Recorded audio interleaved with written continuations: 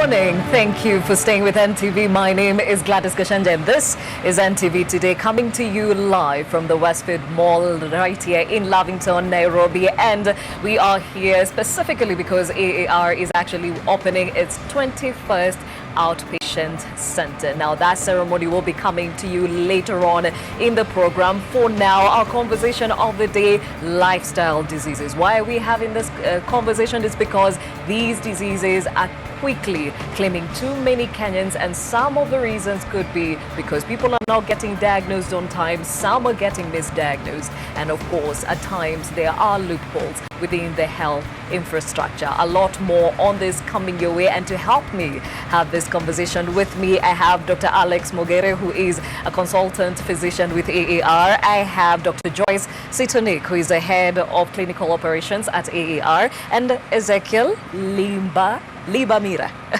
who is a throat cancer survivor. Thank you for joining me. Now, I'll just start with a bit of a background here. Now, we're living at a time where Kenyans are very aware that there are lifestyle diseases and other diseases, and you'll hear questions of how does this look like? What can I do to ensure that I don't have it?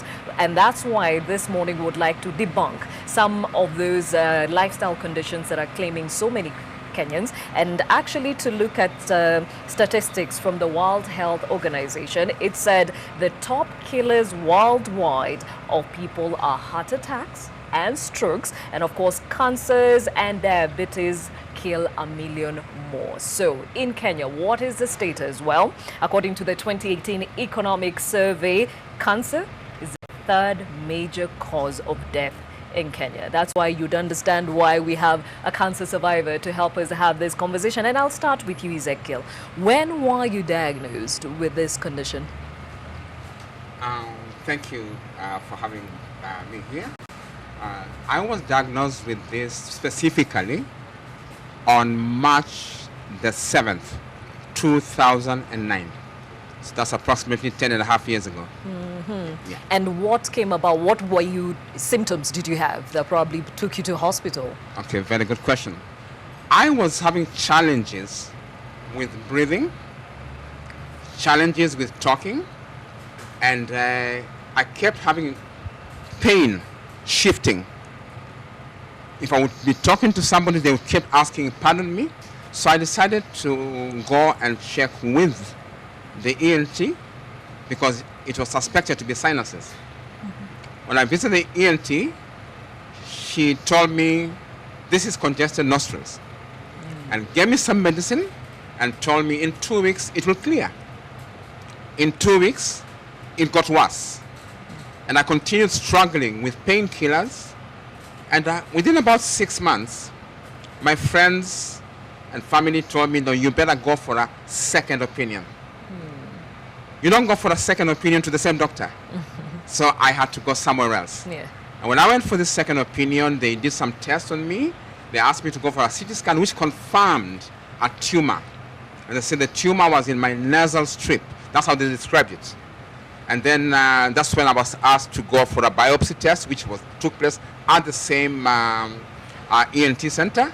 And after 1 week, that's when I got that if you like, call it gift. Mm-hmm. Yes, that's when I was given. Of knowing what you were dealing with. Of knowing what I was dealing with. Okay, just listening to Ezekiel, Dr. Sitonik, I mean, the rate of misdiagnosis or just no diagnosis at all could be one of the factors that most people are succumbing to cancer, right?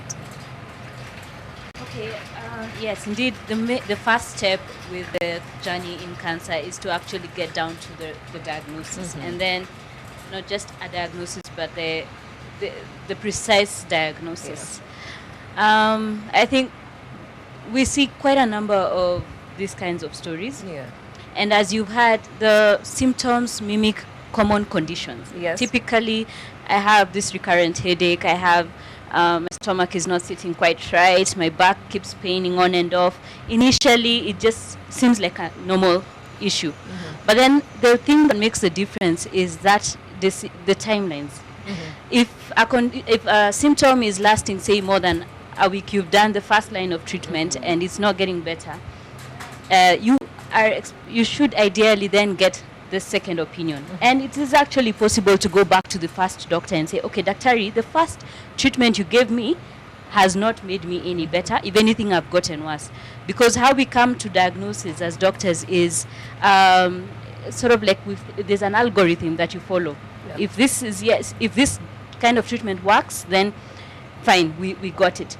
If it doesn't, then I probably need to think at what else could be happening with this patient, and thus then you move down the investigation ladder until you finally get to what you're dealing with. Now, Dr. Mogeri, I'll take you back to an incident that happened on the 1st of July, where we lost the late former CEO of Safaricom, Bob Collymore, to AML, myeloid cancer. And one of the things that caught my eye is the fact that he was misdiagnosed. The first time he started showing the symptoms, as Dr. Sitonik is saying, fever and lethargy and such like things, it mimicked other conditions. And actually, he was told at some point it was a vitamin D deficiency. Then along the road is when they found out he was dealing with AML. He was actually diagnosed 6 months later. Now, the layman might not know what they're dealing with, but clearly, even from the practitioner's point of view, it's easy to miss something if you're not looking for it. Yeah, thank you, Gladys. That's right. Because the problem with many of these malignancies, they come with various symptoms, and most of these symptoms, as Dr. Sitonik has said, mimic many other conditions. And one has to have an index of suspicion that is very high. For somebody with a headache, and if one is not very keen, one does not take a good history from the patient, does not do a proper physical examination, may end up missing a lot. When it comes to diagnosis, it is very important, especially when the patient comes to you, apart from listening to the history of the patient, that you look at that person as an entity. The story itself may not be enough. Sometimes as doctors, we're very quick to actually just go by what the patient says. Sometimes the patients actually are misleading.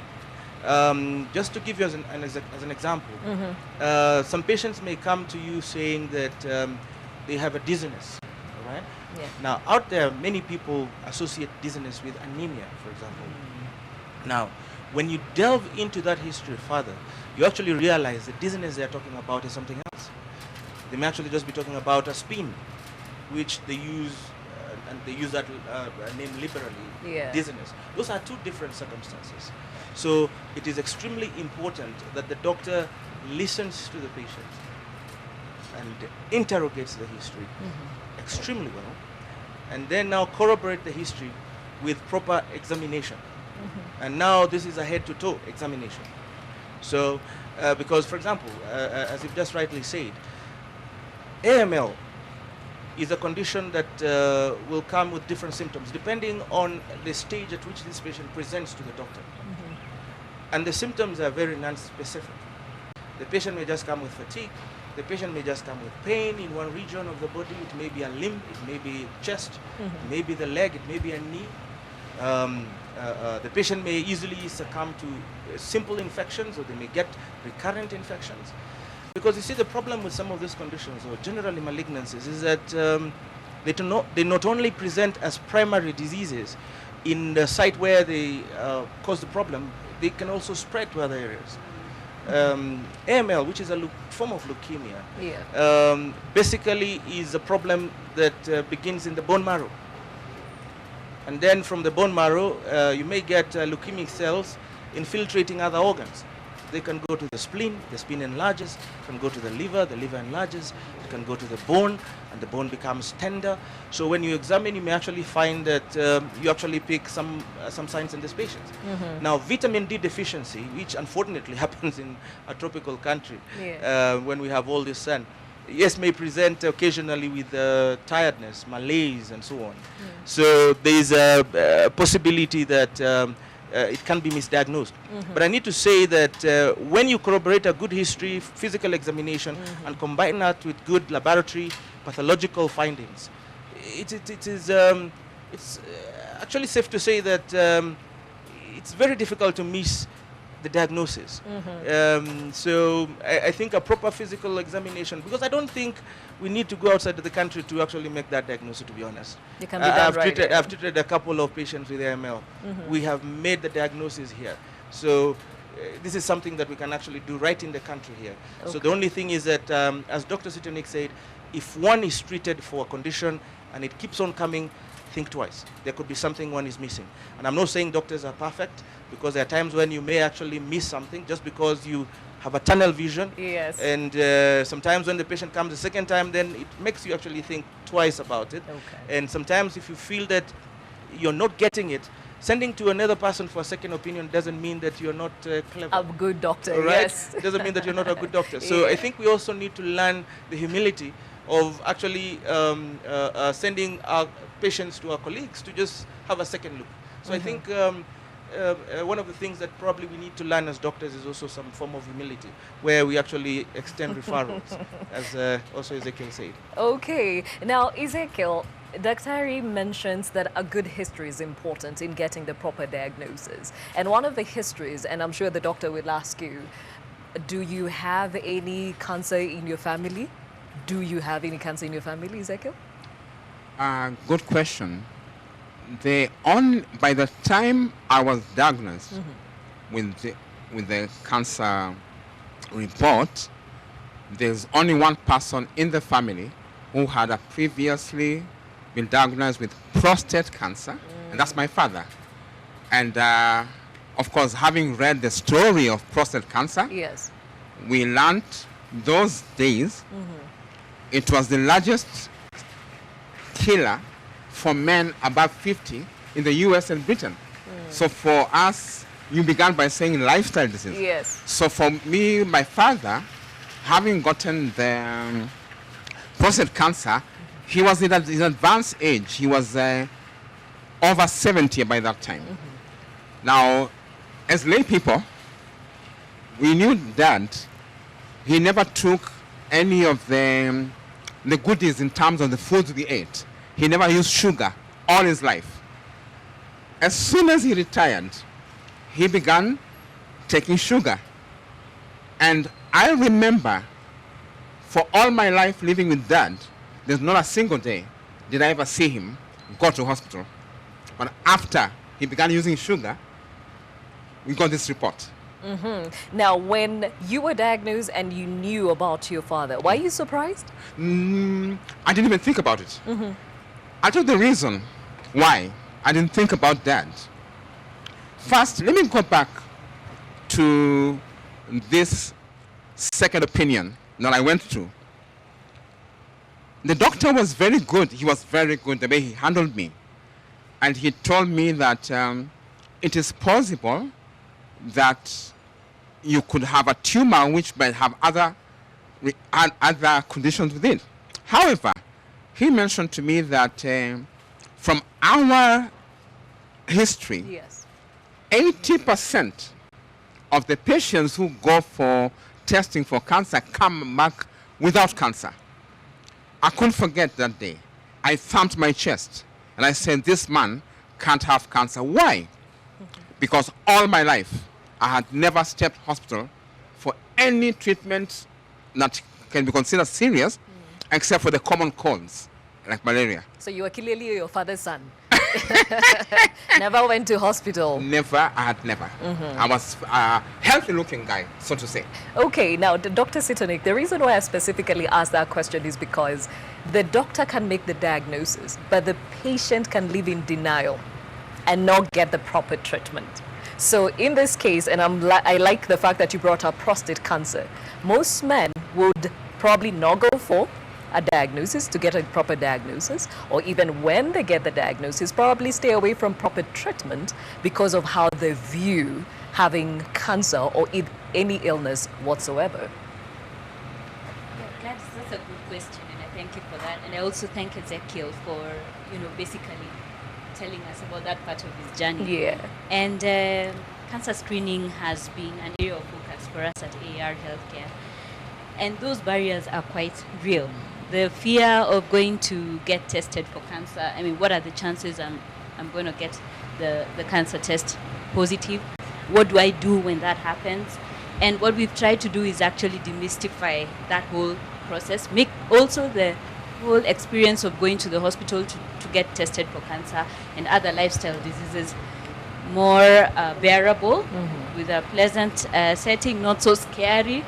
Which quite a number of people find it difficult to go to the hospital. They say, oh, just that smell makes me feel like things are really bad. Aside from that, then the tests have become more friendly. Like for men, we are now doing blood tests for prostate cancer. For quite a number of other cancer screening, we are doing a simple blood prick and a needle prick, and you get your sample taken, and we can give you the results. Now, family history of illnesses, and not just cancer, but even things like diabetes and hypertension, is an important thing for anyone to want to know. We say knowledge is power. When you know what your risks are because of being in a particular family or having relatives who've gone through certain conditions, then your search is a bit more targeted in terms of these are things that I know I must keep checking regularly. Like for example, for men, if you've had your father or your brother, a first-degree relative, been diagnosed with prostate cancer, the risk for cancer is almost twice as high for you. So you need to get checked at least every year after the age of 44 for the prostate cancer. And we've actually seen that work out for some people, where now we are able to detect cancer much earlier than we would in the past, where we were waiting for people to get sick, and then now they come in and get tested. Also for women, if your primary relative has had, say, breast cancer or ovarian cancer, you need to get checked regularly to ensure that if it happens to you, then you catch it early. So it makes a huge difference when people talk about it. That's again another barrier. People, when they are diagnosed with cancer, it's the big family secret. In fact, even before you tell that information to your close relatives, your brothers and sisters, you've really tried to hide it. But when you hide, you're taking away a protective weapon from your relatives. If they know, then they know what to look out for. Okay, now Dr. Mogere, we know the survival rate of cancer is very high, especially when it is actually caught early. And as we're still talking about prostate cancer, you will see that it claims a lot of men, not because it cannot be survived, it's because they took their time to get to hospital, the screening to start with, or even get the proper treatment for it. Myths are a big, big deal when it comes to men, but also that test when it comes to prostate, talking to a man, tell us about it and how it spooks most men.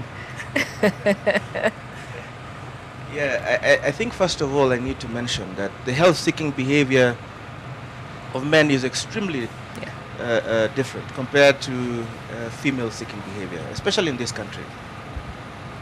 And this is for most conditions, even just simple things, just as a cold.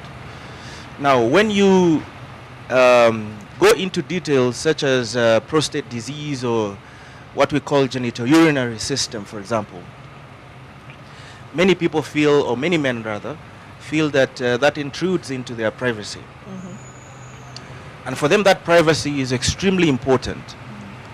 And many of them are actually unwilling to even share it with any other third party, and that includes even their doctor. We have examples in our own families where we have had to see people late just because they never thought that they want to tell anybody about it. So when it is extremely debilitating, that is when our healthcare is sought. So I think it is extremely important. I always say that if we can actually take the liberty to take our vehicles for checkups every so often, and we are very particular that it cannot go beyond 5,000 kilometers. For service, yes. Yeah, for service, or 10,000 kilometers. Why would it be different for ourselves? Why would it? It's extremely alarming that we actually don't consider that very important.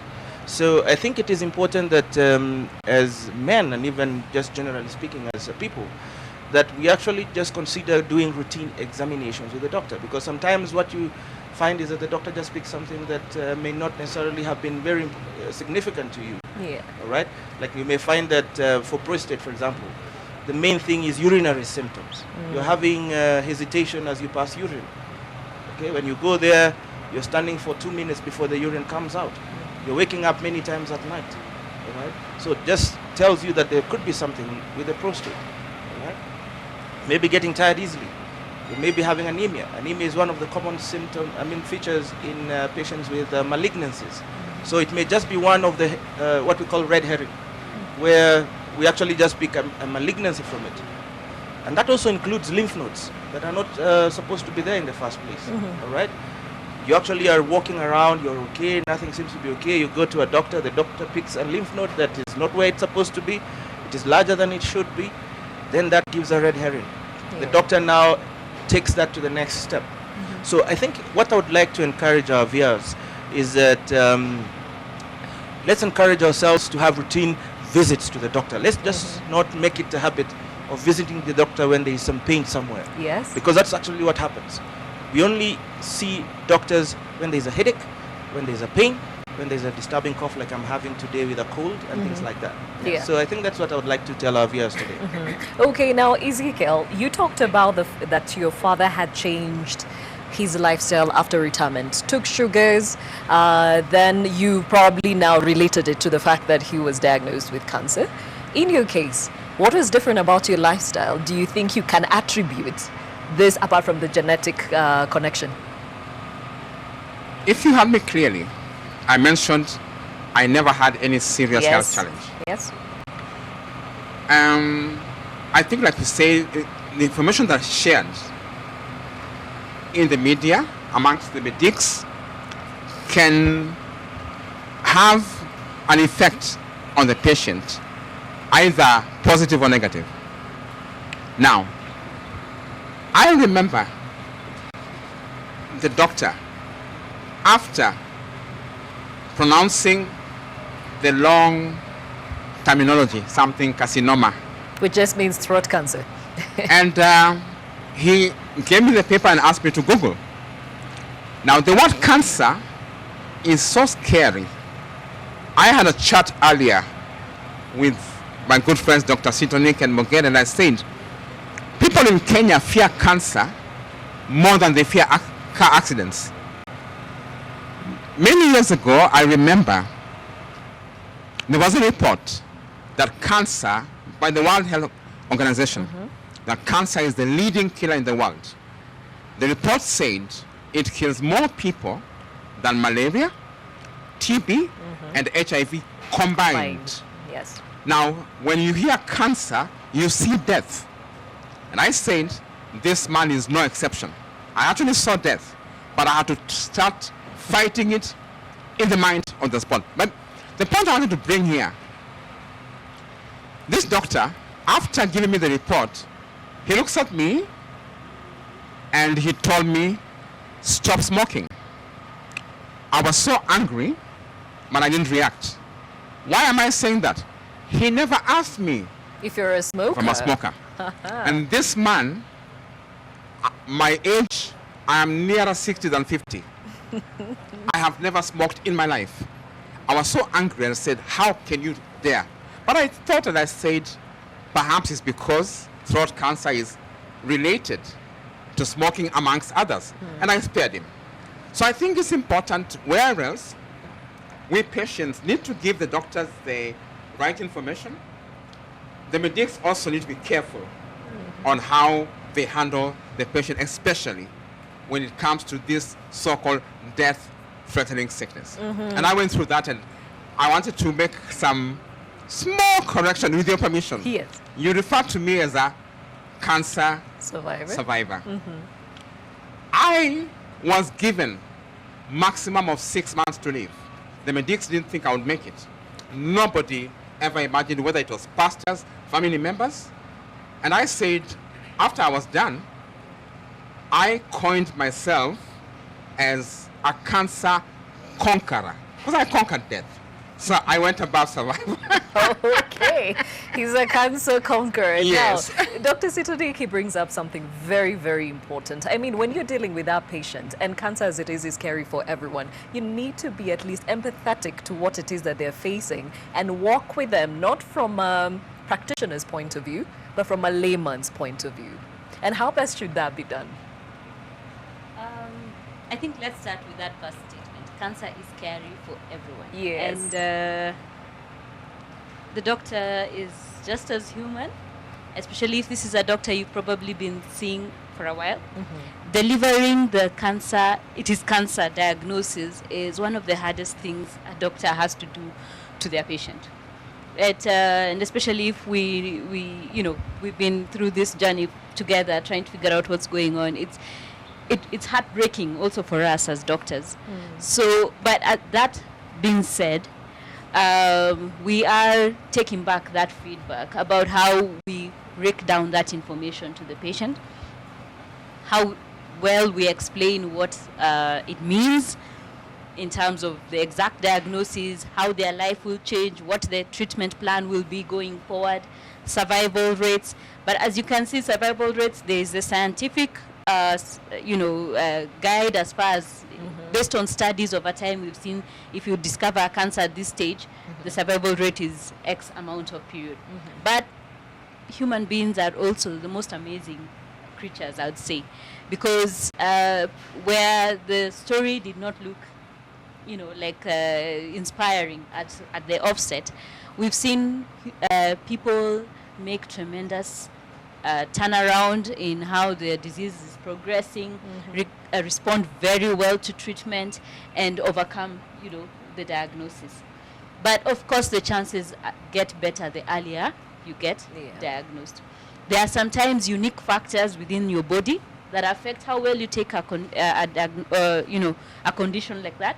Say, for example, if someone has so many other conditions going on at the same time in the body, then you have cancer coming on, the body usually finds it harder to fight it.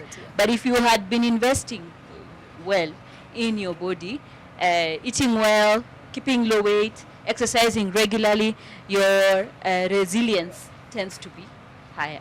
So unfortunately, even after taking care of yourself, sometimes maybe because of genetic issues, you still get a particular cancer, but it definitely gives you a better chance of overcoming it. Okay, Dr. Mogari, I like what she mentions, the fact that if you're living a good lifestyle, it'll probably give you a better chance of survival. But Ezekiel also touched on the fact that the doctor thought he was a smoker. That's why he had throat cancer.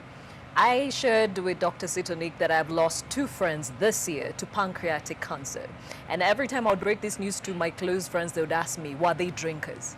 Truth of the matter is, church ladies never touched alcohol, never smoked, or whatever else that would be attributed to pancreatic cancer. So the question here is, why are we facing cancers now more than ever, despite lifestyle and other circumstances surrounding it? That's an important question, Gladys. And I think it is important to realize, or maybe before I even talk about the possible risk factors for cancer, what Ezekiel has said is extremely important in the sense that we do not need necessarily to place assumptions on a patient's diagnosis.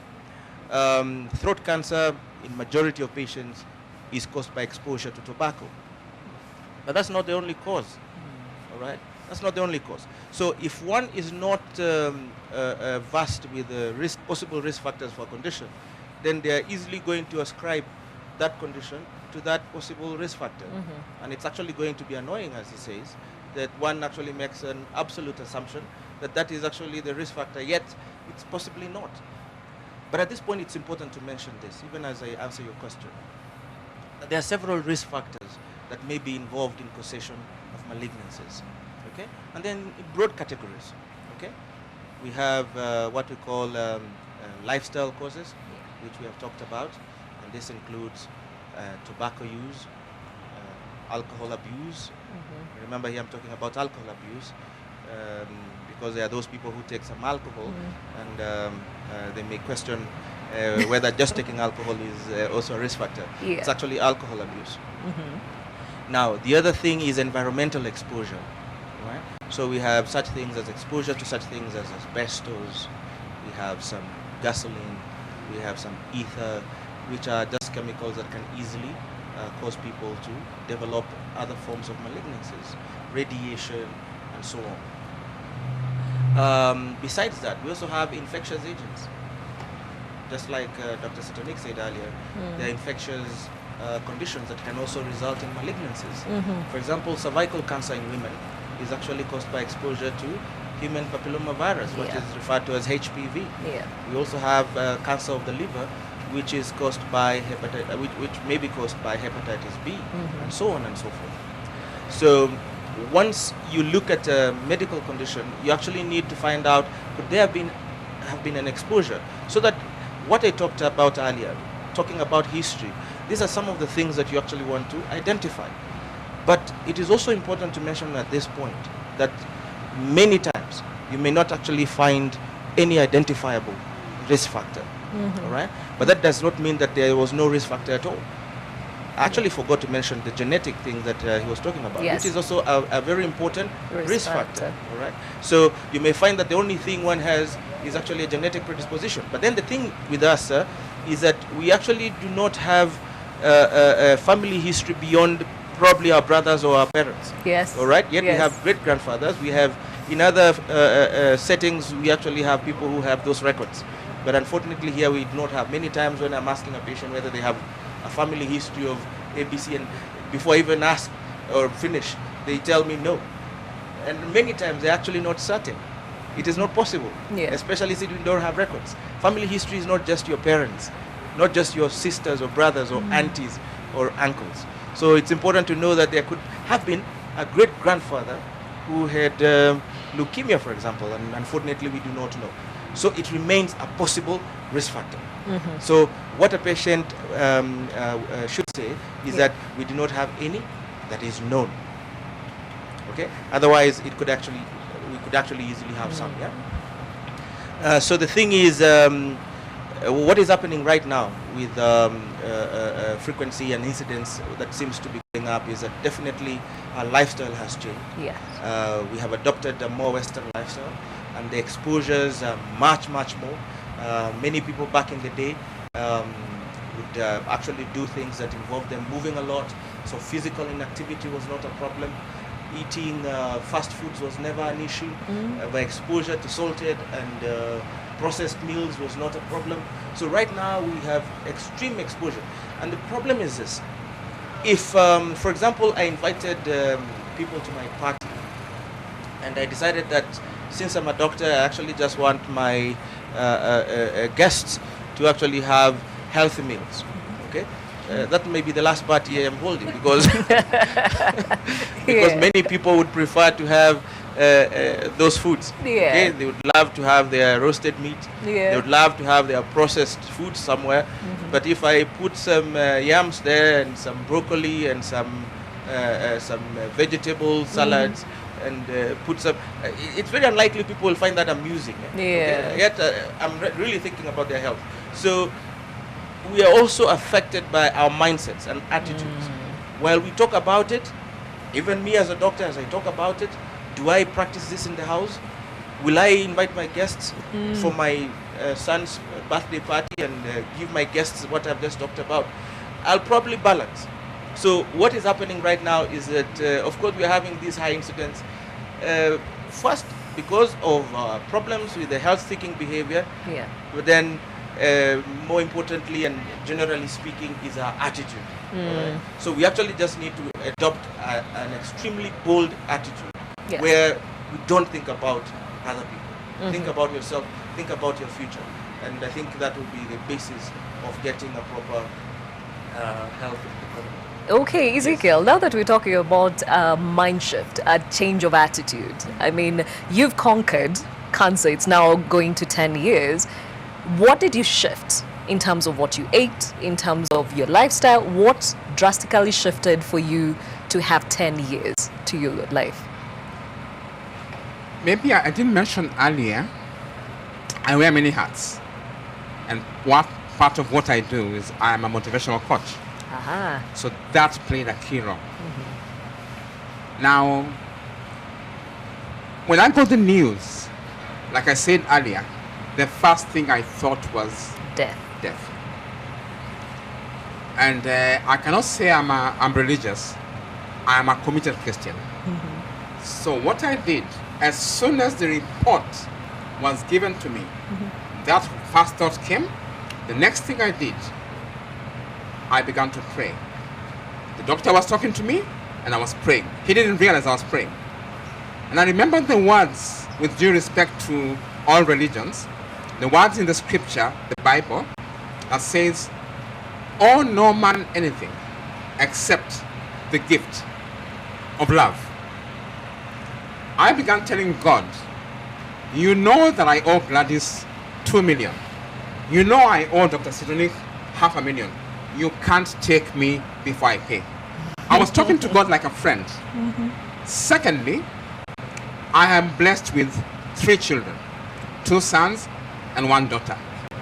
And in my mind, I look at their picture and I say to myself, for these 3, I must live. And that helped me a lot. So I decided, now what do I do in the work of treatment? Now when you get cancer, and the doctors will agree with me, in the public arena, you get too many doctors. Don't go for chemo. Don't go for radio. I went through lots of that. And I'm listening to them, but they're not listening to me. They're in a hurry to give you that, don't drink milk, don't do this. But nobody is thinking, what are you going through? I was going through, like, the whole earth has fallen on me. I mentioned to the 2 colleagues earlier, I am a victim of the post-election violence. And I lost millions of money to post-election violence. Secondly, I am also a family values champion. Now here I am.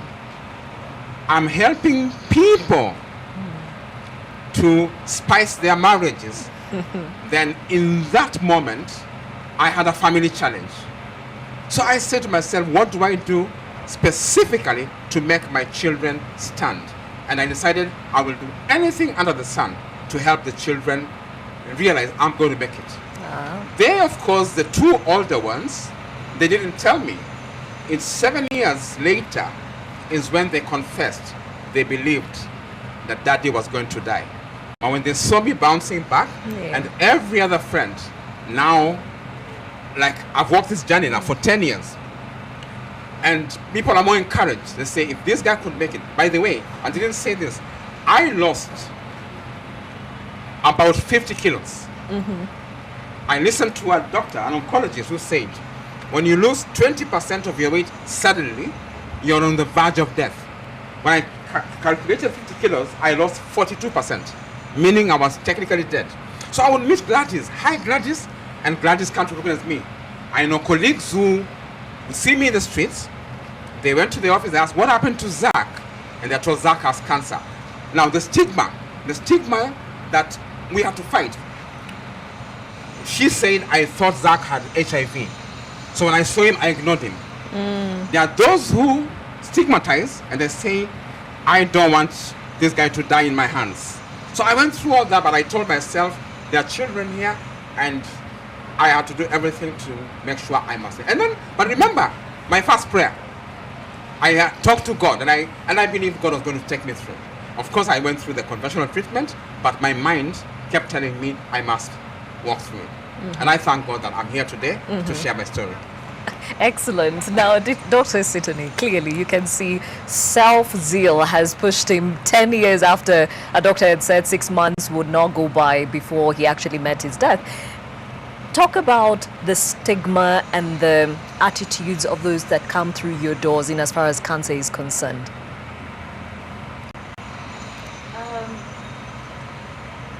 I can totally understand what Ezekiel is expressing here, because it is really the story of many people who are living with cancer, either just diagnosed or fighting it or have overcome it, like he has pointed out here.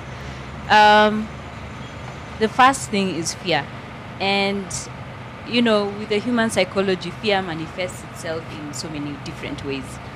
For men, there's anger, and isolation, for example. Even for especially, like if you're taking a leadership role in either your family or in the society, you're angry, and people feel that this is a sign of weakness. How could this happen to me? or you're angry with God. God, haven't you seen all I have done for your people? Yeah. I've been, there for my family. I have made this impact to the world. We've seen some of our, the people who we felt have made a lot of difference, even in our own country and even in the world, have cancer, and I can imagine some of the thoughts that they've had around that. Then there is the fear of death. I think in our African culture, death is still considered, a no-go zone in discussion, a no-go zone even as a possible outcome. Yet it is the reality of everyone that we must go one way or another. And all those fears then now change how the interaction even with the doctor happens. Like, doc, no, you're not sure. You need to, almost sometimes you get attacked for saying, okay, we think this could be cancer. And you can see the patient gets very angry towards you. Yeah. And of course, then that also makes further discussion a bit difficult at that point. And the other thing is, then the relatives have to realize what is the person is going through. Yeah. And one question we get a lot is, how do we help? So one way the relatives would imagine they can help is reading around it, and also asking their friends what they went through when they were diagnosed with cancer. Yet everyone's story is different. Remember what you were saying, that you were told don't drink milk, don't do that. It's possible that one relative or friend had been told, when you have this cancer, would suggest you need chemo, or no, that one chemo would not be ideal for you, you need radiotherapy. Then we take that and put it as the ideal plan for another person's case. Every person's case is unique, and that's how the doctor actually looks at you. What is the state of your health at the point of diagnosis? What is the stage? What are the current options available for treatment? Unique factors in your body, like if you have certain other illnesses, hypertension, diabetes, or you've survived a stroke, how well can you take up, or how well can you tolerate the treatment that shall be given to you?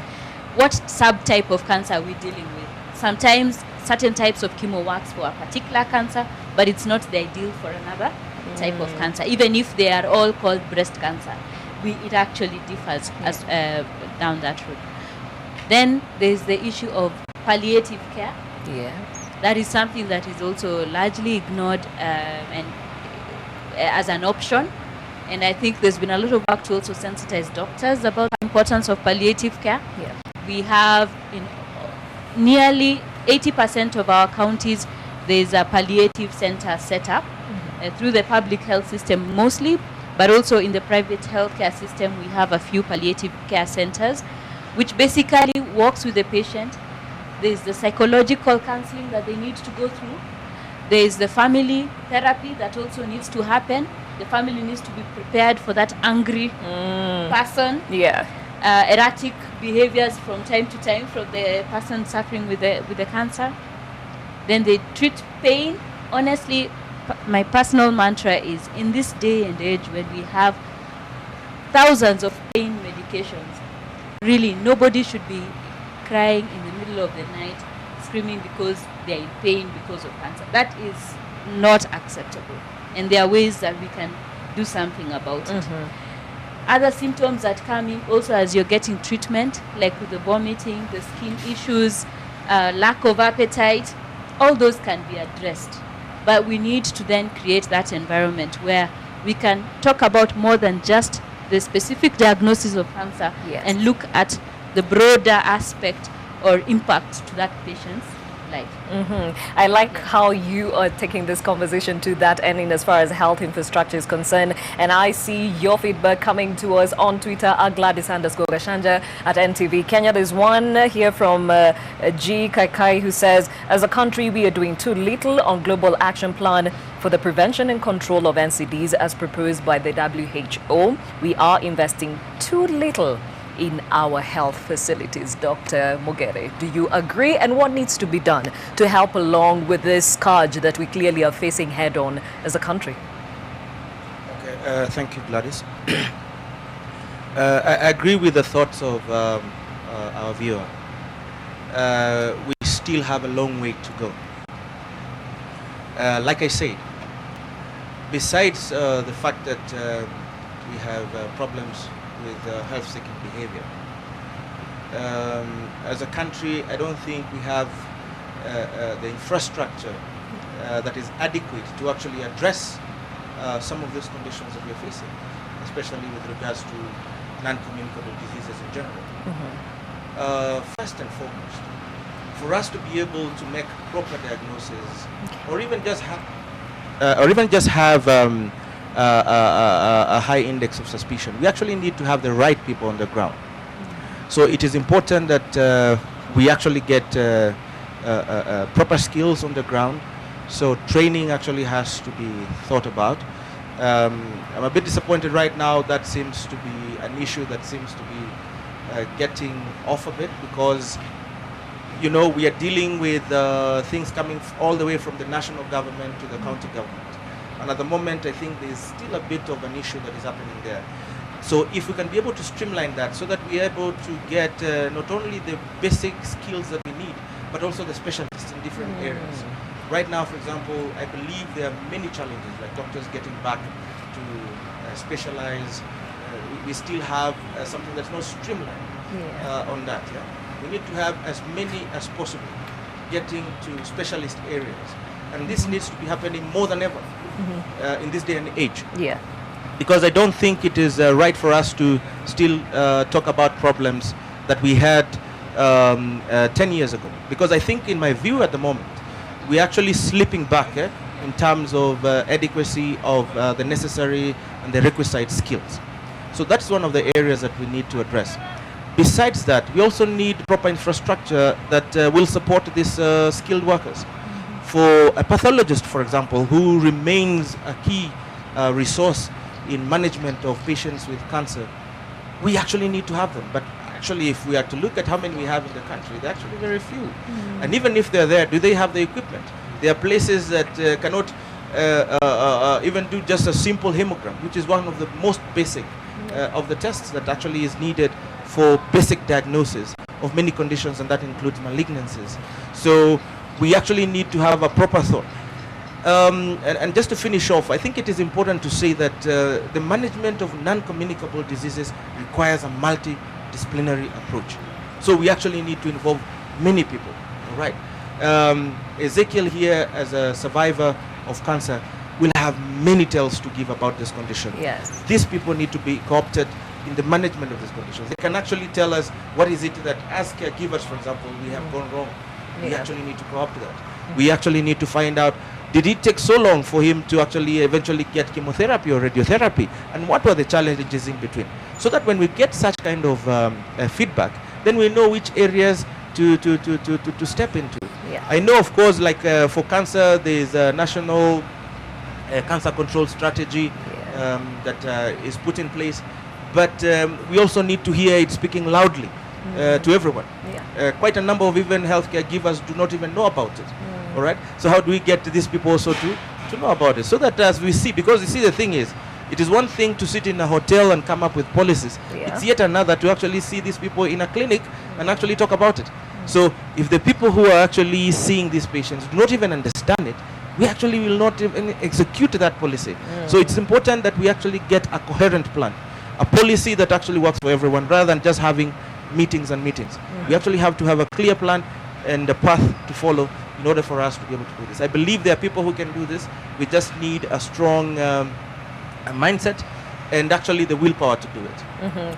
Very well said. We take our first short break on NTV today. Remember, we're coming to you live from the Westfield Mall here in Lavington, where AAR will be officially opening the 21st Outpatient Center. That ceremony is coming to you live on NTV later on in the program. But for now, let's take a short break. When we come back, the conversation around lifestyle diseases continues, because it's not only cancer that Kenyans are facing. We've got, as we said, heart diseases, diabetes, and many others, and we'll be delving into that right after this break.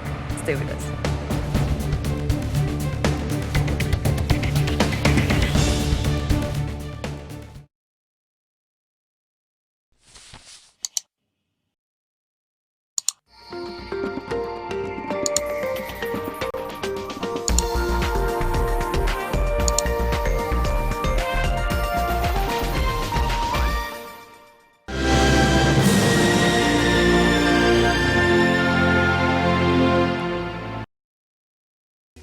musikizeni civil servants. If you need a loan, call Mwananchi Credit today. Utapatiwa loan within 6 hours. Do not get stuck when you can get quick approvals within 6 hours. Mwananchi Credit, investor in people. Just as you'd study for an exam, study up on the field that interests you and the position you hope to achieve. Knowing the ins and outs of your preferred career path will help you enter the job market with eyes wide open. At Amboseli Institute of Hospitality and Technology, we take your future seriously. We produce highly skilled graduates in hospitality, tourism, fashion, and design. Think quality, think future, think Amboseli Institute. Enroll today. This Sunday on NTV Property Show, we look at a luxurious home in Runda on Property Essential Wall Decor. If you're in need of some inspiration for what to do with your walls, on the Property Talk of Plan Buyers. You take my money, you don't build something, 5 years later there's nothing on the ground, you have stolen my money. Let's not call it breach of contract. NTV Property Show, the only real deal in property matters. Soil Merchants Property Developers have an incredible offer for prime 1/8-acre plots in All Kalau Township. Welcome to our open day on 13th of July 2019. SMS plot to 21595. The Wicked Edition. A blind man and his wife were arrested in Kinangop by angry villagers for peddling bang. Walikuwa wanauza bangi. What is that? In his defense, the blind man told police officers, "Afande, mimi sijawahi ona bangi maisha yangu yote." Utafilaje vibaya about kukua na wase wanashuku uko na pesa? They treat you very differently. Unaona nikiwa nimevaa hivi wase wafikiri niko na do, lakini nikivaa suti kama wase wafikiri niko na do. So mimi enjoy na kuvaa tu official. Uko na do? Sina, ni kweli. I will not buy anything fresh from the supermarkets. With the rising in population and demand, people want to make quick money. Ni makosa sana kama manager hivi ya kujagundue mnatupa nyama mnaleta hasara. This product is also used by pharmaceutical agencies. It's also used by textile industries. They bleach the clothes with it. Unasema ni ngapi? Dawa. Sinaweza tosha kilo. So we bought the chemical. It has a lot of implications.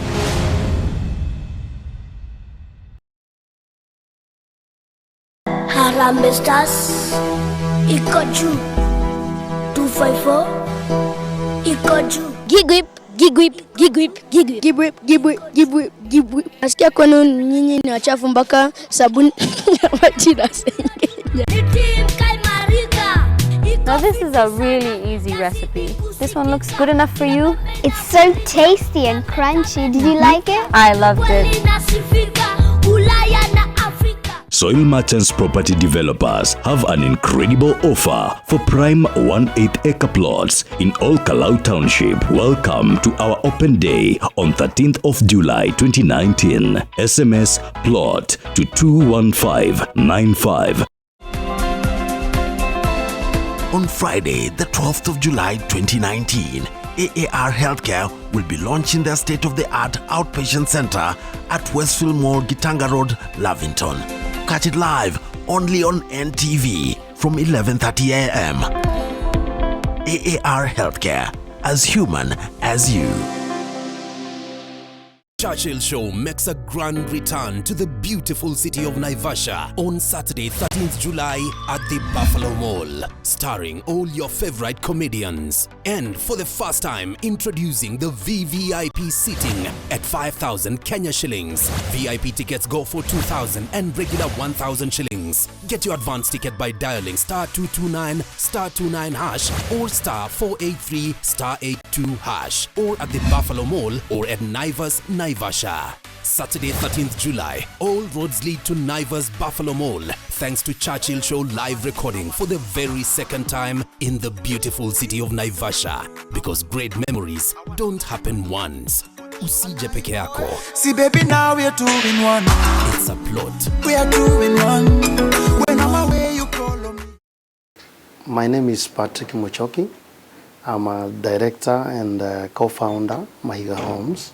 My name is Anthony Wesonga, administrator at Central Memorial Hospital. Mahiga Homes was started back in 2018 in the month of January. Central Memorial Hospital is a level 4 private facility based in Thika, established in 1986. Daily Nation is one of the most read newspapers. You go to any corner of this country, you still find Daily Nation. So we are able to meet and assess quite a number of people. Our leadership is unchallenged, and that's the truth. Daily Nation, the truth.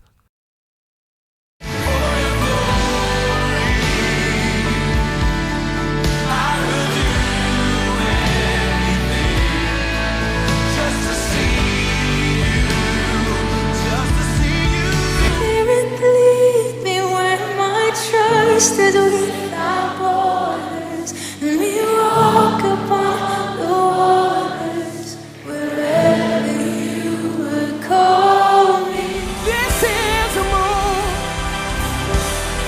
This is a move. If I were you, I wouldn't wait. We are here for you. Come and do what you do. Nation FM. More music and less talk. Nairobi 96.3, Mombasa 101.5, Meru 93.9, Nyeri 104.9, Eldoret 102.7, and Nakuru on 97.7. Follow us on social media on Facebook at Nation FM, Instagram at Nation FM, and on Twitter at Nation FM KE. Nation FM. More music and less talk. Top spot ndo mwanzo tu.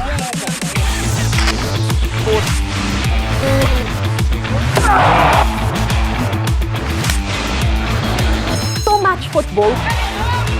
It is a chance to enjoy Kenyan football.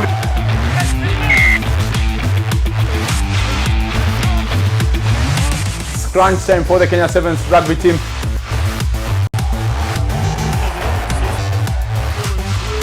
Why Formula 1? I'm interested in cars. The speeds that those cars attain is crazy. But I'm supposed to be a fan. Asante sana Kigogo. Karibu, sijapata vizuri sana. Lugha gani hiyo ya Kimayai? But good to see you there. Kumbe there was an Al-Shabaab at the roof now. He started shooting towards us. Sisi wote tukalala flat, then we started rolling. Pretty much like a movie. Yeah. Mko mnakimbia, you're rolling, you're ducking bullets. We are ducking bullets. Alikuwa na AK47 akapiga mgongo, piga goti, akaangalia chini ya kitanda. Penye kwa sasa akapata mimi nimemwangalia. Mliangalia macho kwa macho. What would you tell them? Siwezi ongea na wao, siwezi waambia kitu basically. They are not human beings to me. Soil Merchants Property Developers have an incredible offer for prime 1/8 acre plots in Ol Kalou Township. Welcome to our open day on 13th of July 2019. SMS plot to 21595.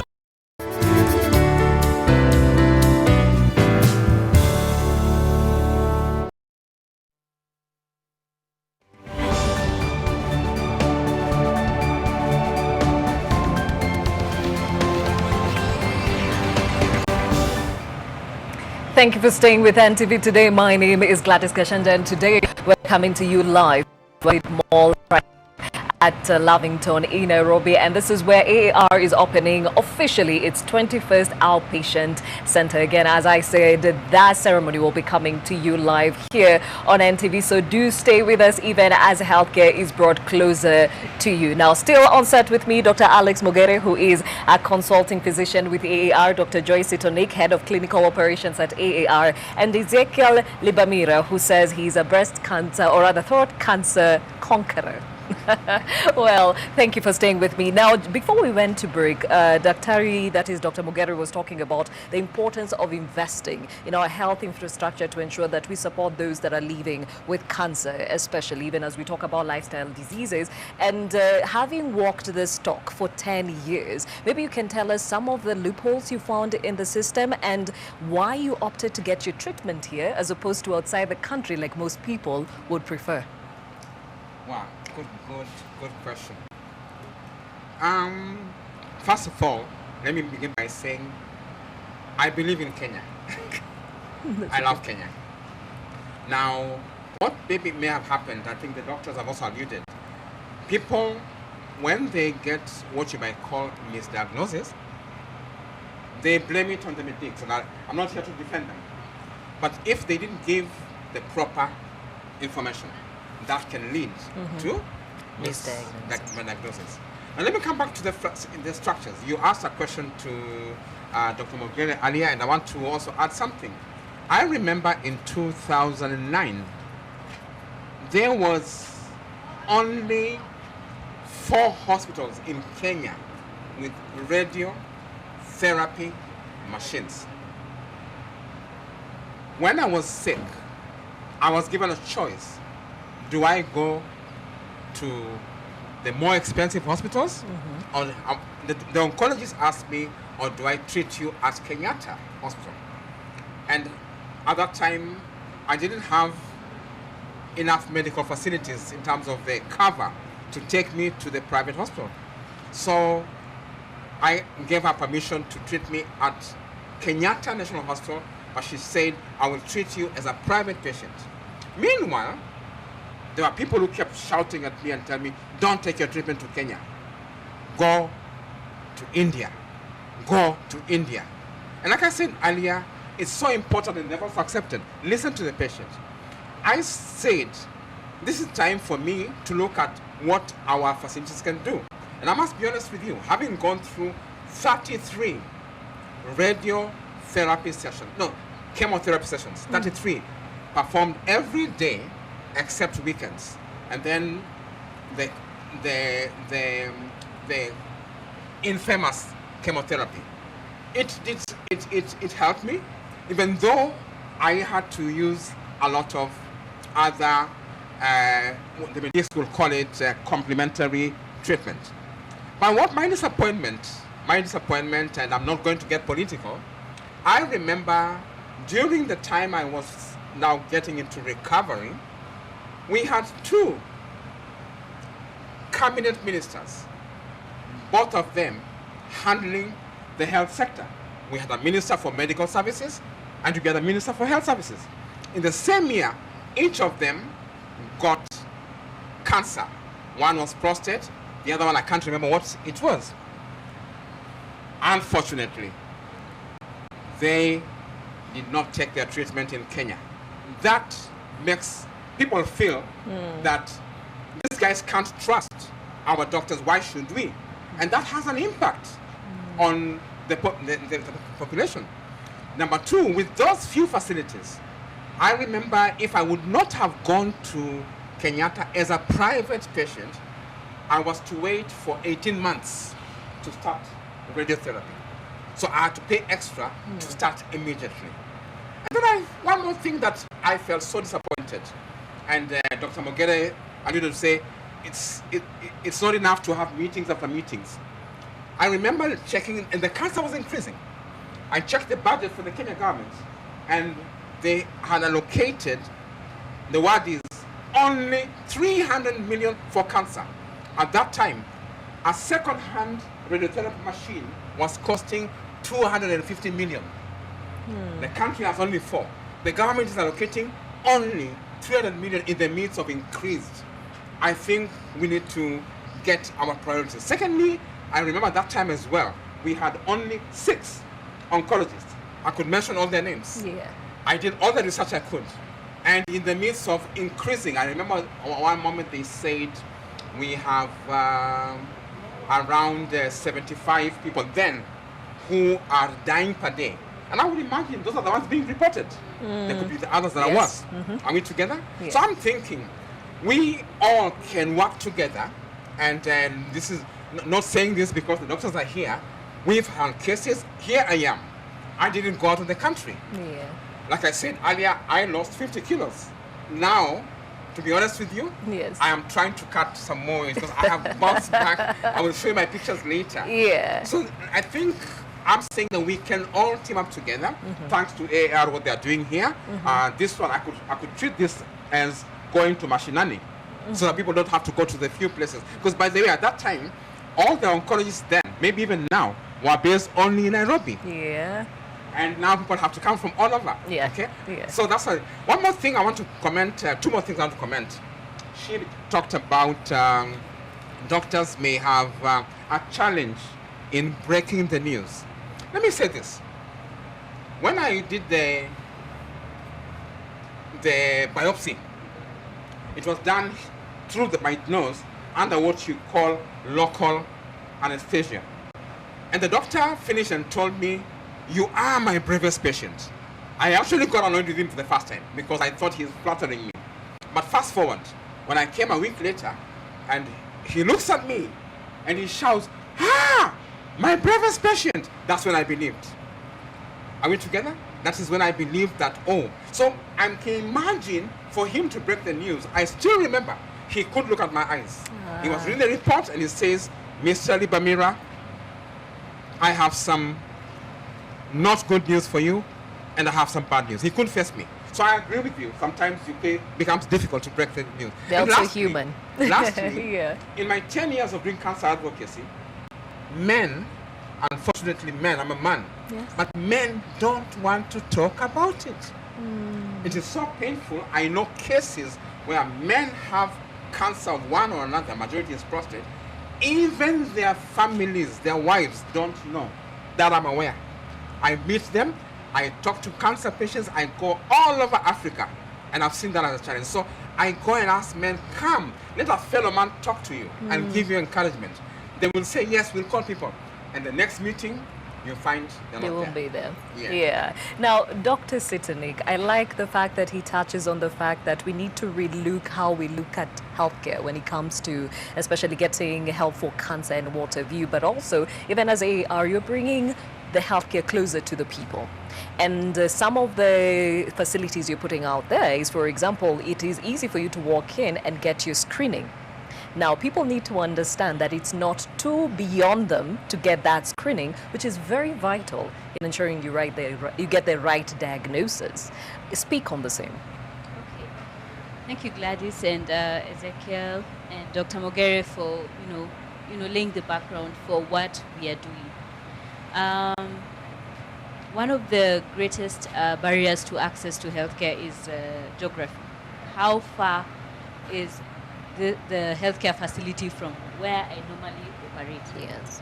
And that is one thing that AAR Healthcare has tried to break that barrier by going closer to where our patients live or our clients, and setting up away from the central business district and closer home. And this, we have seen, has opened up a lot more opportunity for people to access healthcare. And what we have further done is we are not setting up basic healthcare units. We are setting up fully fledged outpatient centers which have their laboratory services fully established, that even in our outpatient center, say in Kitengela, we can actually do all the cancer screening that we need, we can offer at our Williamson Outpatient Center or the City Center Outpatient Center at Jekwa Towers. So every point of contact with our patients gives them the full opportunity to access the best possible care that we can offer at that point. And also we have our doctors, our medical doctors, who then are fully trained and are able to help the patient understand the results and guide the treatment plan accordingly. We have referral protocols. If this is positive or this test result is too high, sent to the specialist. And I'm happy to say that Dr. Mogere here is one of our key specialists. The physician usually is a higher level of medical education and understanding than the general practitioner, and we would then send to the specialist, including the gynecologist for the female conditions, and they then guide the treatment plan even more by, say, prescribing the drugs or helping us drill down to more specifically which cancers we are dealing with. Yeah, so and we are happy to say that even here at Lavington, we've been well received by the people living in this area, and we assure them that they can also get these cancer checks amongst other tests, including tests for diabetes, tests for cholesterol. Kidney issues are also a major issue affecting quite a number of Kenyans, and these tests are designed to be affordable, so that then it can be accessible. Now, the cost of doing the checkup is less than 1% of what the cost of getting treated for cancer could possibly be. So we would have wished to give it free. Sometimes it's not possible. In some instances, we do medical camps where we even subsidize the test further, but it's not something that we can always say will be, that lowly priced. But even at the price that it is offered at, it gives way more value than you could ever compare to when you are found to have the cancer at a late stage. And we know one of the reasons why universal healthcare is part of the Big Four agenda is because healthcare easily impoverishes Kenyans. And if the healthcare costs are not, or healthcare issues are not addressed comprehensively, then the economic growth that we are hoping to get as a country gets held back. Because anytime a family has achieved or made some money or have bought assets, it just takes one member of the family to get sick, say diabetes, with kidney failure, or with cancer, and the entire assets of the family is wiped out. The investment you had made on that person to take them to school, to university, all those gains, free education, gets wiped out because of a health issue that can be addressed. Okay, Dr. Mogere, as we're speaking about that, let's talk about preventative medicine, because, prevention is better than cure, definitely. And I like a question here coming from Zippor on Twitter, who says, very educative forum, Gladys, could the role of nutrition be touched on? Because it's very key in preventative and perhaps important in the management of cancer. Speak on the same. All right, thank you for that. It's extremely important, of course, that our viewers understand what we had already alluded to earlier, and that it's actually possible for us to be able to get these kinds of conditions earlier if we do the right things. I'd like to say, especially with regard to cancers, that 5 to 10% of cancers are actually genetic. Now, 90 to 95% are actually related to what we eat and environmental factors. Now, these are largely modifiable. All right? Yes. So what we're trying to say is that it's actually within your ability to actually control the outcomes. So it's important that one gets to understand what to eat and what not to eat. It's important to understand that exposures to certain things are actually harmful. Therefore, they need to take deliberate steps in order to avoid them. Talking about nutrition, just from a superficial perspective, when we look at certain cancers, for example, from literature in different places of the world, and we have all manner of literature, things that have already been put up in journals. For example, we have cases of stomach cancers that are largely attributable to, say, smoked fish. Right? Now, it has been done through epidemiological studies that we have high incidence, say, of stomach cancers in places where we have people eating smoked fish a lot. Iran, for example, is associated with high incidence of CA esophagus, or cancer of the esophagus, what now people would call throat cancer. But throat cancer, for many lay people, would include cancer of the larynx, okay, which is the voice box, and then cancer of the throat, which is the food pipe. So I'm talking about the food pipe. Right? So exposure to hot tea, for example, has been attributed to cancer of the esophagus. All right? Now, there are quite a number of poisons or toxic substances that also get through our alimentary canal, through our gut system. So it's also important that even as we do this, because we get exposed to so many things that we eat, things that we drink, it's also important to realize that if we do not, for example, have proper habits And this includes even just evacuations, stool evacuations. We actually are supposed to do it as regularly as possible, because the more the stool stays in the colon or the rectum, the more there is exposure to toxins that may eventually change the lining of those canals. And usually cancers are largely, for most cancers, are largely defects that occur in the what we call epithelial lining of this pipes, whether it is the food pipe or any other. Okay? So it's important that, of course, one gets to have proper visits to healthcare providers in outpatient clinics and get to know which foods to avoid. Alcohol, for example, is a risk factor in many conditions. From what you were alluding to earlier, cancer of the pancreas, cancer of the stomach, and so on and so forth. We have other things. For example, there are people who report having problems with their tummy every time they have certain foods. Right? So many people will associate that with hyperacidity, which is usually the most common cause. Yeah, but quite often it is also important to take it a step higher and try and isolate other possibilities. That includes presence, say, of something we call Helicobacter pylori, which is a treatable condition. Right? So you need to go and see a doctor rather than getting into a chemist, popping in an antacid, or doing other things. Just get into a facility, get to see a doctor who will examine you and do the ask for relevant tests. That includes, for example, Helicobacter pylori, which is also associated to some degree with cancer of the stomach. So these are things that actually patients can also try and do and avoid some of these things. Okay, Ezekiel, in your work of, advocacy, as far as cancer is concerned, I mean, since you were diagnosed to date, the dynamics of cancer have also changed with time. And as we're talking about, lifestyle is one of the greatest impact. What people eat, what people engage in, and abuse of alcohol and other things. What have you seen along the way as you talk to different people from different areas? I entirely agree with that. But the challenge, and I'll be honest with you, is the average Kenyan doesn't understand what is lifestyle. I'll be honest with you. You need to break them down and tell them lifestyle is what you just said. What you eat, how you cook in this home.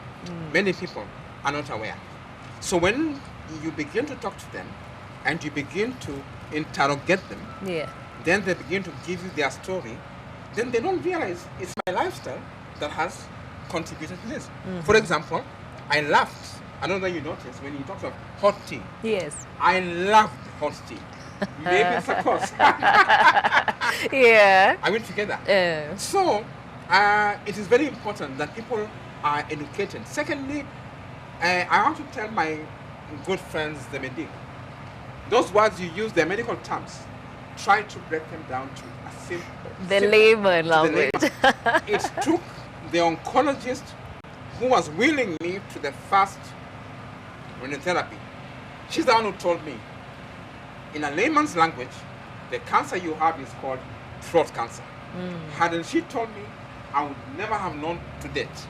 I would have been trying to struggle with those long names. Yeah. And of course, that helped me. Permit me to say, Dr. Sitonik said earlier, knowledge is power. And when she told me throat cancer, I did remember there was a rumor, and I'm going to use the word rumor at one time. There was a leading politician in Kenya who had throat cancer.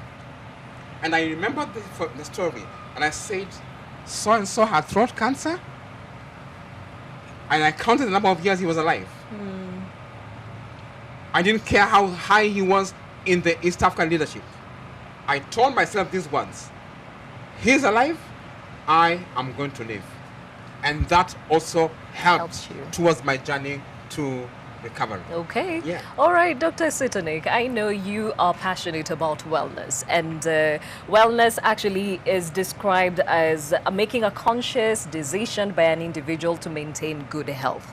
Now, most Kenyans do not do this. We normally end up taking care of ourselves when it's too late, when you're trying to reverse the effects of what it is that you did. Speak on the importance of investing in wellness on an individual level, and how in the long run it thwarts some of those economical impacts you're talking about that comes with the diseases? Okay, yes. Wellness is a lifestyle, and as Ezekiel says, we need to break that down. Yes. Borrowing also from what Dr. Mogere has mentioned, these are changes in different aspects of your life, be it diet, be it physical activity, also mentally, that you have to make a conscious decision to do. Now, we are also living in these ages where fads are the in thing. Yeah. So like, if everyone is blending juices, that's a thing for like a couple of months. If guys are going to the gym, say to do spin, it's in. We are doing it because it's in for that period of time.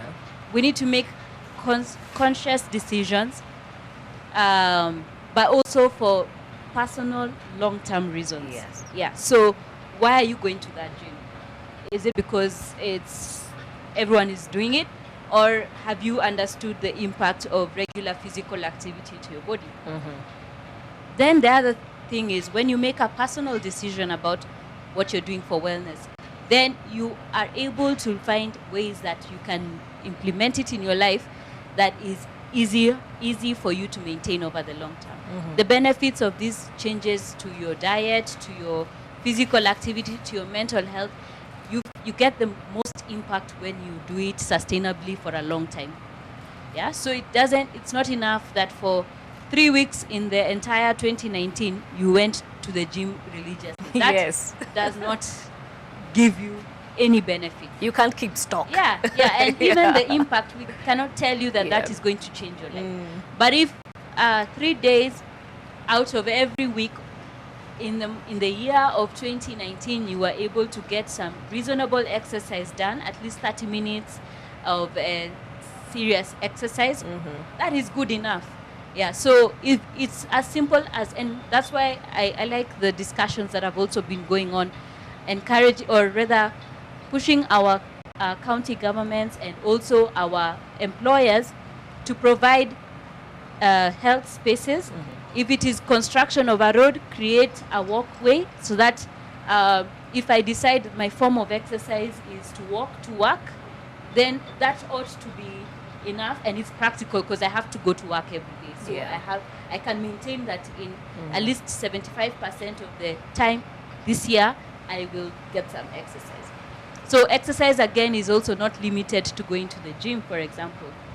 Exercise is also as simple as where is the printer located in the office compared to where I sit. It's less use of the phone to talk to my colleagues and actually walking to their desk to talk to them or to give a query. It is not how many juices I take, but how many times out of the 10 or 3, let's say if you're taking 3 meals in a day and you have a week, that's 21 meals. How many times out of those 21 meals do I make a healthy decision? Yes. Unfortunately, we also want to set an attainable standards for ourselves. We want all our meals to be healthy. And Dr. I hope you can back me up on this. Sometimes you may indulge, but is how frequently do you do it and how much? Yeah. And so if at least say 70% of the time when you're eating it is healthy, then you've done something great. Or if today, we can even break it down further to your daily goals. If today, out of the meals that you would have eaten, you made one good health choice and decided to drink water more than you normally do, applaud yourself for that. But sometimes we want to look at until the day I have the big muscles, the lean tummy, and my BMI is at X and say is at 20 and you're currently at 30 or 40, you will never celebrate the small steps that you make.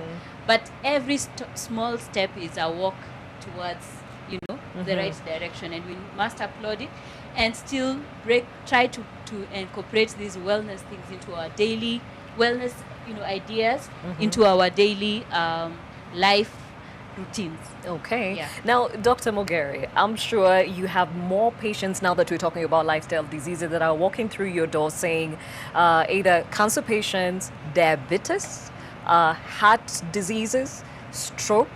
I mean, these are lifestyle conditions that are being seen more now than before, and all being contributed or attributed to lifestyle diseases, or rather change of lifestyle. From your perspective, where are we dropping the ball?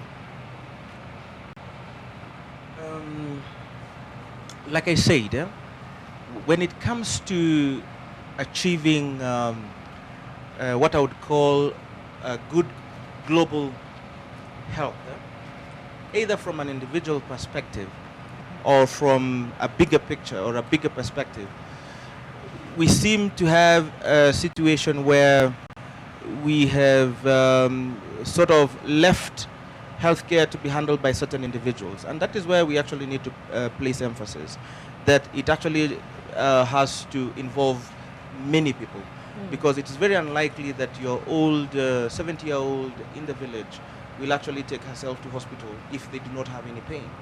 So it is important that we actually try and assist those who perhaps may not be able to access healthcare. And this, of course, is a challenge that we have in the low-income to middle-income countries. Because, first of all, even when we do promote this, we still are faced with big challenges, especially in the sort of what we call low socioeconomic status.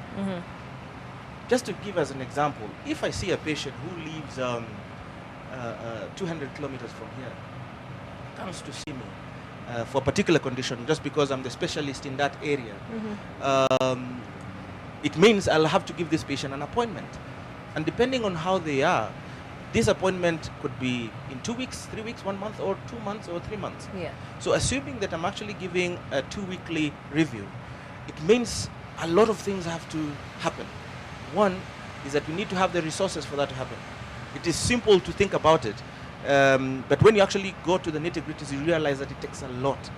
Because first of all, there'll be somebody probably who needs to take care of this person. Yeah. It means that they lose their day off work that day to just take this person to hospital. And there will be money that will be needed. Probably they don't have that money, they'll have to borrow. So the economy is actually going to be messed up, both from the micro level and the macro level.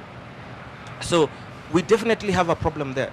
So when it comes to such situations, we definitely are going to get patients coming to the doctors at an advanced stage of disease, and at that point it may be too late. So it means that we actually have to devolve our specialist services and healthcare services to the people so that they're able to access it easily. So we still have a long way to go, but I believe with the real desire and the willpower to do it, we shall be able to do that. Of course, like I mentioned earlier, that if we do not have the right attitude, there's no way we... People just need to consider their health important. Let's not regret that this happened to us, yet we actually never gave it a proper thought. Just get the time to get to a doctor. Even if you put it as once a year or every 6 months that you're going to see a doctor, just for a checkup. Okay? Don't feel the pain of paying that 2,000, 3,000 shillings to see a doctor, just look at you, right? Because we're quick to actually pay 90,000 shillings to a mechanic to just soup up a vehicle that probably we do not even need. We need new tires, we need just to get the proper rims and things like that. Just use a small fraction of that to just see the doctor. So all I'm trying to say is this, that let's change our attitude and let's put the infrastructure, and I believe the indices will change. We'll actually have a better performing nation in terms of healthcare indices. Okay. Now, Ezekiel, I'd like to pose a question to you. Just a few weeks back, the first bariatric surgery was done in Kenyatta National Hospital in a public setting. And I remember this guy saying he was like 176 kilograms, and this is a surgery of the intestines to just help him cut the weight that he had gained over time. Now, what was interesting is that the wife said she thought she was feeding her husband well and was being applauded for it by society. As he ballooned for her, she, patted herself on the back because she was doing a good job. Yet this man was living a very unhealthy lifestyle and was too heavy for his BMI was out of this world.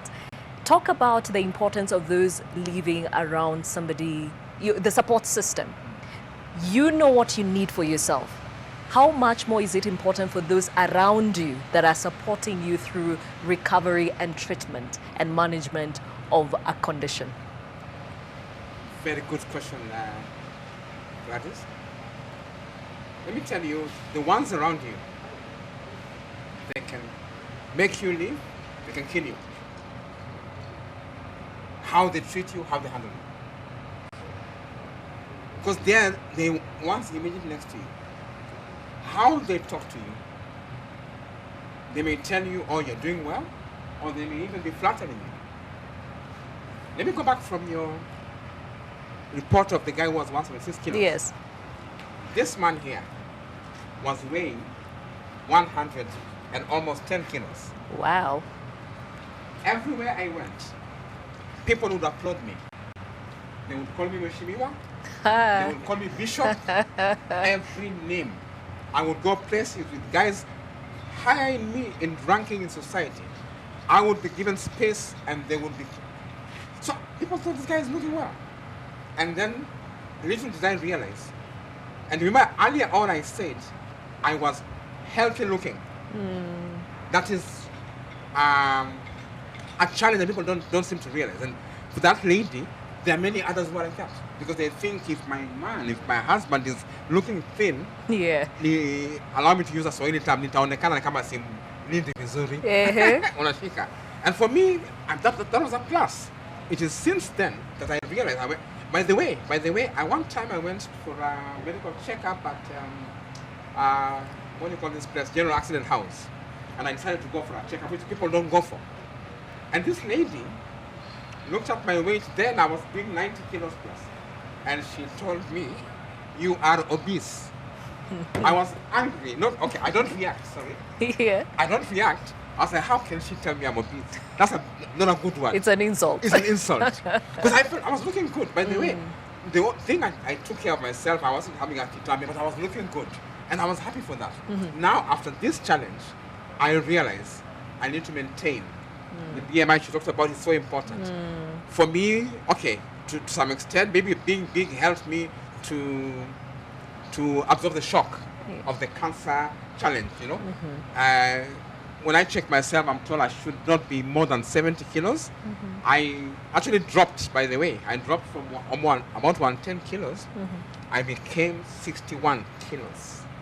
And now the society looks at you as this guy is not healthy. So that wholesome information is so important. Yeah. You spoke about nutrition. Yes. Allow me to talk to my good doctors here. Again, there's been a perception in the public that the doctors are against nutritional treatment. It's not for all, but you see, I don't blame the doctors as well, because now there are people all over also peddling the nutritional therapy, and then they end up telling the public, forget what the doctor tells you. So there's a clash there. But if the medic and the public can get together and say, let's get together and find how can we approach this. You spoke about prevention is better than cure. If we approach that, then the doctors will do their job with less stress, I believe. They'll do it night, and people will want to come back to you more and more. Because ideally, Gladys, the doctor's word is more powerful than the pastor. Okay. There's the word, Daktari alisema. The doctor said. So what they say is so important. Yeah. Even the guys, when they're coming up with that support system, they'll end up saying, have you checked the doctor? Yeah, so it's very important we team up, you know? Yeah. And, all right, and now that Daktari's word is important, Dr. Sitonik, speak on the same. Thank you, because I was about to ask, I need to respond to that. Yeah. But as doctors, we acknowledge and we really respect the impact or the role of nutrition on the health of our patients. Yes. And actually, like even at AAR, literally every day of the week, we have a nutrition clinic running in one outpatient center or the other. What we are saying is we need to have trained professionals in nutrition help, advising our patients treatment plans from a nutritional perspective that we can stand by and that we know are not likely to adversely affect our patients. Because we have had instances where somebody gets off the treatment train, we lose them to the nutritionist in quotes. They are not applying any specific scientific treatment to this person. And then the patient comes back months later, way worse off than where we had left them at. What we are saying is, and also to reiterate what Dr. Mogere said, is lifestyle diseases cannot be addressed by one particular clinician. It's a group multidisciplinary approach that wins best. Now, you've seen one, there's the nutrition aspect. There's a strong psychological aspect on what makes you decide to exercise, to avoid this food, not to eat much. How do you receive information about your weight, for example? It's usually a tough, again, conversation to have, to tell somebody you're overweight, you need to do something about your weight. We've actually had patients come in and say, okay, just nurse, please check my blood pressure and temperature. Today I don't want us to check weight because I don't want us to have that conversation about my weight is too much. Yeah, I know. And it's fine, but it's good then to know. Yeah? And to know in a way that you can do so, and you can get the advice that this is what you can do, this is what you can modify. Another thing that people are worried about when they visit even our nutritionist is, now that nutritionist is going to tell me, don't eat this, don't eat that, don't eat, as in remove all the good things that make, food is adds color to life, other than just keeping us alive.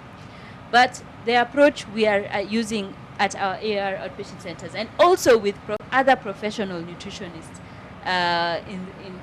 in the industry, is we try to make the most of what is already available in your home. If you can only, what you get is, say, the omena and sweet potatoes, that is what is readily available. I'm not going to start telling you to you better eat white meat every day, chicken for protein. If your vegetables are the managus, is what is available in your environment, I'm not going to start telling you have to eat lettuce and cucumbers and eggplant for you to get the right nutrition. We will work with what you have. And again, we work with you. Fine, we actually have some of our patients, the nature of their job is such that they are traveling a lot. So then how do we give nutrition advice that works for them? You're not in control of the food that's available, but how do you make your food choices when you're traveling then? How do you make your food choices where you're in meetings every day and you're presented with these foods all the time? So we work with you, and it's not a bullet solution that fixes your weight or your diet issues. Within the next 3 weeks you would have dropped 20 kilos. That is not sustainable and actually is not healthy. We work with you. Gradual weight loss also gives your body and your psyche time to adapt to the changes in your diet over time. And we have now regular checkups, so now you come back and tell the nutritionist, this is our plan, but I realized this can't work because also when I eat too much of this, it makes me sick. So maybe what else can we do so that we still achieve the same outcome? Okay. Now, Dr. Mogere, just looking through the diabetes statistics, for example, there is a spike in juvenile diabetes and type 2 in this case, where a child is of a certain age and you wonder why they are dealing with diabetes. And when you go back to it, it is a lifestyle dictated to them by their caregivers or their parents. I'll give you a good example. You go to a restaurant, you'll ask for a healthy meal, but you'll assume because they're a child, they should have your chips and sausage. Speak on how important it is to own the lifestyle changes we're talking about right from that child, so that we also reverse this now culture that we're seeing younger and younger people succumbing to lifestyle diseases. Thank you, Gladys. I think I'll need to do a correction now. Younger people suffer from type 1 diabetes more, all right? While older patients get type 2. But it is developed, right? Yes. Type 2. Sorry? But type 2 can be developed. Yes, it can be developed in younger. Oh, I get Yeah. your question actually. Yes. Now I get your fears. So basically, you find that they tend to develop now what we used to get more in adults at a Yes, younger at age. a younger age. So I get you. So the thing is, when it comes to diabetes has a manifestation that is triggered by a couple of things. Of course, there will be genetic factors, and then there will be autoimmune factors, and then now the lifestyle, which now includes poor dietary habits, with now amassing a weight that eventually causes problems, where we end up developing a condition that we call metabolic syndrome. And in this scenario, the problem is not just the poorer management of glucose or sugar in our systems. We end up having even other conditions, such as even hypertension amongst young people. And that is why, even as we speak right now, when we look at the incidence rates of hypertension, it is actually quite high among people that traditionally were not expected to actually have hypertension. So it is extremely important that even as one figures out what to give their children, that they do not necessarily think that by giving them the kind of food Dr. Sitonik is talking about here, it is actually not giving good care to their children. Because we tend to think that, in this day and age, we should only be seen in fast food places on a Sunday, giving calories to our kids. We all seem to know where the terrific Tuesdays are. I mean, we know the best bargains in town. So we seem to have I think we need to actually think through this carefully and actually begin to impart this knowledge to the children right from the start. Because you can imagine, if you start teaching them about this, it means that even as they grow into their independence, what will happen is that they will know that this is what my parents showed me. This is actually right. It will be very difficult to get so as parents, we're actually contributing to this, because this is a generation that will actually now become even more problematic in future. I'm worried about when I'm older and an older doctor. I think the statistics will change. We'll have bigger issues, because right now, for example, if we look at it, almost 50% of adult Kenyans are hypertensive. Yes. We're actually saying almost every other second adult is hypertensive. Previously, according to a study that was done a couple of years back, pre-colonial area, we never had any hypertensive patient of a native Kenya, of African descent. So what does it tell you about what has happened? So many things have happened, and we are getting worse.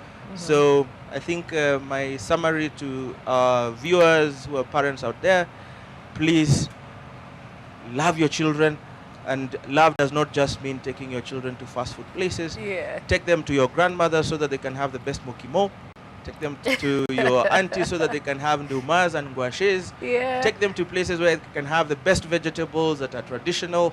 And that will be giving your child health and a better future, rather than starting to deal with complications later in life at the age of 30 or even sooner. So we have a lot of work on our hands. Let's just not blame the system. Let's also point the other finger to ourselves. Very well said. Well, even as we wrap up this very vital conversation, Ezekiel, again, I say throat cancer conqueror, 10 years on, you're an advocate of the same. Your clarion call to Kenyans, as far as taking their own life into their own hands and ensuring that they live a fuller life just by cutting out some things that are not necessary, and most important, seeking medical help. Most important, I love the last one, seeking medical help. Yes. I want to tell Kenyans, your health starts with you. And I also want to borrow what you said earlier. Prevention is better than cure. I'm working as a person who I escaped death, by inches, because I believed, like you who is listening, you are healthy. And then suddenly this happened. So if we are able to begin to address, it has been talked about by the two doctors, Dr. Sitonik and Dr. Mongere, let's start looking at how we eat, what we eat, and at the end of it all, we have generations that we have to, who are looking to us. And as a parent, and as a person who also is involved in family values, children look more to what you do than what you say. And he just summed it up. You take them and begin to give them those goodies because it's fashionable. You are planting in them unseen health challenges in future. Very well said, Dr. Situnik. We have a citizenry that does not have a culture of walking into a hospital and getting tested for this and this. As much as we've done campaigns, for example, go for your, when you're going for your vaccines and HPV, there's a vaccine for it. When you go for your pap smear, there's a lot of campaigns around it, but Kenyans still don't embrace it. Your clarion calling as far as embracing screening and testing of any kind. I think the main message, and this has been said before and we'll continue saying it, is your healthcare provider is your partner in health. We are trying to make our systems more friendly, more accessible, more human. At AAR, our tagline is as human as you. We train our staff to be more approachable. We encourage our doctors to have conversations with their patients so that then health does not become a scary experience that you avoid until absolutely necessary. So just like the way we choose a school to go to, a bank to bank with, a telephone service provider to go with, those are investments that you're building in terms of a relationship, so that there's a history, so that now you understand this is how it works. It's the same way you need to look for a healthcare provider to be your partner in this journey. And what you realize also is your issues when you're younger change to when you're in the middle ages and change when you're in the latter ages. And so you need a partner who is able to walk with you throughout your life and address the different health needs that you have at different phases of your life. And with that also you're building your medical history, because then you have your health information in one place. Like for example, at AAR, one thing we ensured we did is that the patient file remains the same. No matter where they go to see us in any of our branches, your information remains in one place. All that will be happening is that we'll be updating that same file so that later on, and again, it doesn't matter if today you're insured by this insurance, that insurance, and you have changed, now you're no longer insured, still the file remains the same. You can still access our centers, get the healthcare you need, and now it's not that a relationship that's starting from the beginning every time, because we know what your history has been like, we know the treatments we've done, we know even the baseline tests. If today we do a cancer screening and we find it's high, we know we probably did it a couple of years back. Let's see what the result looked like at that time, and then we can advise accordingly. So we are here, and we would be happy to work with anyone who is looking for a partner in health. Okay, Dr. Mogere, we cannot ignore the burden of NCDs as a country. Your clarion call to healthcare stakeholders. Thank you, Gladys. I think, like I said earlier, we have a lot of work to do. I think let's make sure that we actually use the little resources that we have fully. We need to utilize them every time to ensure that they not only have the energies on the ground, but they also have the resources to be able to do their work. So for us to be able to conquer this menace of non-communicable diseases, which is becoming a bigger issue, we actually need to put enough resources, and this means proper budgeting. We actually need to go by what the Abuja Declaration recommended. We need to have a better percentage, 15% of the national GDP. We need to have it there. Otherwise, this will just be something that we'll always be talking about in different fora.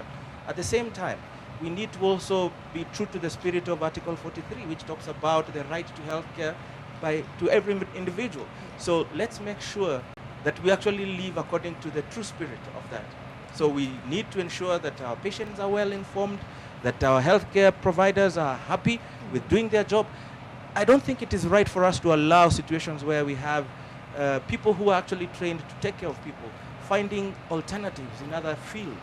If you're trained as a doctor, I do not see why you should actually be in politics. In my view, you actually belong in medicine. Let it be better. Let it be nice for that doctor in Kericho, in Turkana. Yeah. Let him feel nice to actually work as a doctor there, so that he can actually concentrate rather than looking at being an MCA in the local area as part of a solution to some of these problems. Okay, all right. Dr. Alex Mogere, who is a consultant physician with AAR, Dr. Joyce Sitanik, head of clinical operations at AAR, and of course, Ezekiel Libamira, who is a throat cancer conqueror. Thank you for your time and having such a very important conversation with us around lifestyle disease as well. That's where we put a full stop to NTV today. But do remember that AAR is officially opening their 21st outpatient center here in Lavington, to be specific, at the Westfield Mall. Well, that ceremony is coming live to you in a few minutes, so do stay with us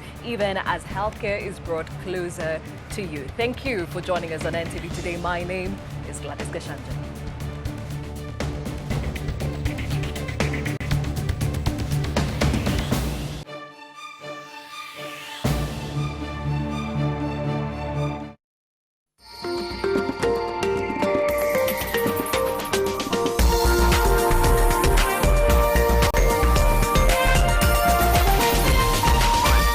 This is NTV.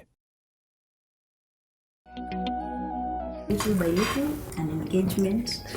Well, where? All is said kwa DM yake. But of course. Happy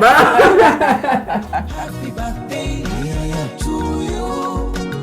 Happy birthday to you. Sasa ya Kenya, dini baraka, baraka tupu, baraka Soil Merchants Property Developers have an incredible offer for prime 1/8-acre plots in Old Kalau Township. Welcome to our open day on 13th of July 2019. SMS plot to 21595. Churchill Show makes a grand return to the beautiful city of Naivasha on Saturday, 13th July at the Buffalo Mall, starring all your favorite comedians. And for the first time, introducing the VVIP seating at 5,000 Kenya shillings. VIP tickets go for 2,000 and regular 1,000 shillings. Get your advance ticket by dialing *229 *29 hash or *483 *82 hash, or at the Buffalo Mall or at Naivas, Naivasha. Saturday, 13th July, all roads lead to Naivas Buffalo Mall, thanks to Churchill Show live recording for the very second time in the beautiful city of Naivasha. Because great memories don't happen once. Usije peke yako. See baby, now we're 2 in 1.